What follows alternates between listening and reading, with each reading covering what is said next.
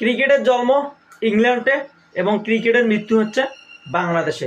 এরে হাঙ্গার পোয়ারা, তোদের কি শিক্ষা সফরটা শেষ হবে না? বাঙ্গির পোয়ারা, তোদের শিক্ষা সফর কবে শেষ হবে? এই যে আপনারা একটা জিনিস ভাবেন, বাংলাদেশের ক্রিকেটটা আজকে কোথায়, তাদের লেভেলটা আজকে কোথায়? এই বাঙ্গির পোয়ারা মাস শেষে 8 লাখ 10 লাখ টাকা করে বেতন নিচ্ছে, অথচ বাংলাদেশ ক্রিকেট বোর্ডটার একবারে পাশা মারি দিচ্ছে। এরে ফারুক বান্দির পোয়ারা, এরে ফারুক হাঙ্গামা রানী, কেন বাংলাদেশ ক্রিকেট বোর্ডটাকে তুই মুক্ত করে দিতে পারতেছ না?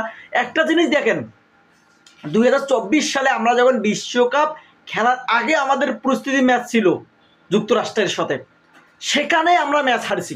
আইসিসি সহযোগী দেশ যুক্তরাষ্ট্র, তাদের এগেইনস্টেও আমরা ম্যাচ হারছি। অথচ এই যে পাকিস্তান সিরিজ খেলার আগে আমাদের আর একটা দেশের সাথে প্রস্তুতি খেলা ছিল 2 ম্যাচের, সংযুক্ত আরব আমিরাতের আইসিসির সহযোগী দেশ, সেই দেশের সাথে আমাদের 2 ম্যাচের প্রস্তুতি ম্যাচের খেলা ছিল।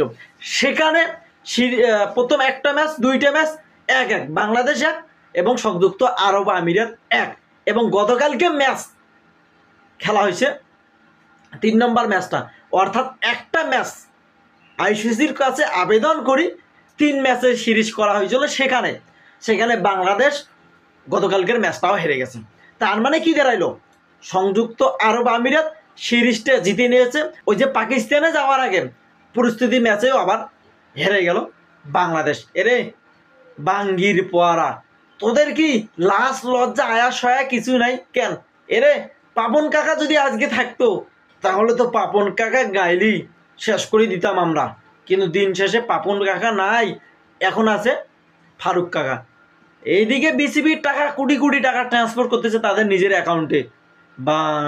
বাংলাদেশ ক্রিকেট বোর্ডটা কিভাবে এগাবে এইটার কোনো পরিকল্পনা আমাদের নাই।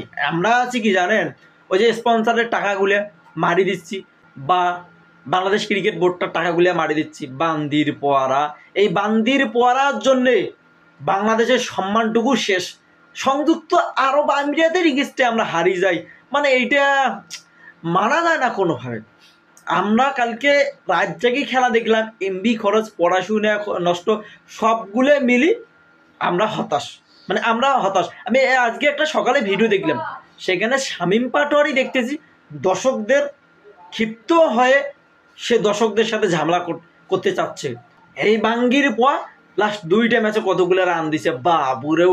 আপনি যখন সংযুক্ত আরব আমিরাতের এগেইনস্টে প্রস্তুতি ম্যাচ খেলে যাইবেন, আপনার টিম কি ইন্ডিয়ার মতো যে আপনি মোস্তাফিজকে ছাড়িয়ে দিবেন বা আপনি মেহেদি মিরাজকে ছাড়িয়ে দিবেন, তারা বাইরের দেশে লিগ খেলতে যাবে?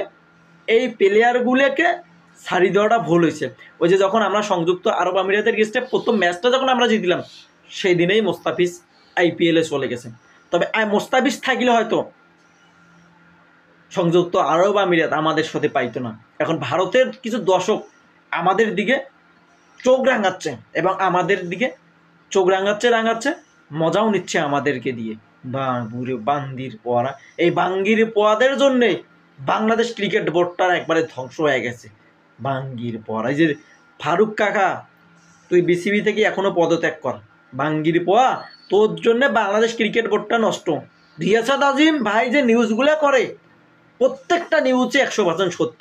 বাঙ্গির পোয়ারা, রিয়াসাত আজিম ভাইয়ের নিউজগুলো সব কিছু সত্য, অথচ বাংলাদেশ ক্রিকেট বোর্ডটা ধ্বংসের দিকে যাচ্ছে। মানে বাংলাদেশ ক্রিকেট বোর্ডে জবাবদিহিতার কোনো ব্যবস্থা নাই। যদি জবাবদিহিতে থাকতো যে ম্যাচ কেন হারলো, বা ম্যাচ হারার কারণে বাংলাদেশ প্লেয়ারদের বেতন থেকে তাদের ফি কাটা হবে, এরকম যদি সিস্টেম হতো তাহলেই তো ক্রিকেটাররা বুঝতো, তারা চাপ নিয়ে খেলতো। আপনি আর একটা যদি দেখেন, তাহলে তো আমি বলতে পারি উগান্ডাও তো আইসিসির সহযোগী সদস্য, তাহলে উগান্ডার সাথেও কি বাংলাদেশ খেলবে, বা উগান্ডার এগেইনস্টে বাংলাদেশ খেলে ম্যাচ হারবে? এমনটা যেন দেখতে না হয়, Bangladesh sorry the sat, and thanks for watching.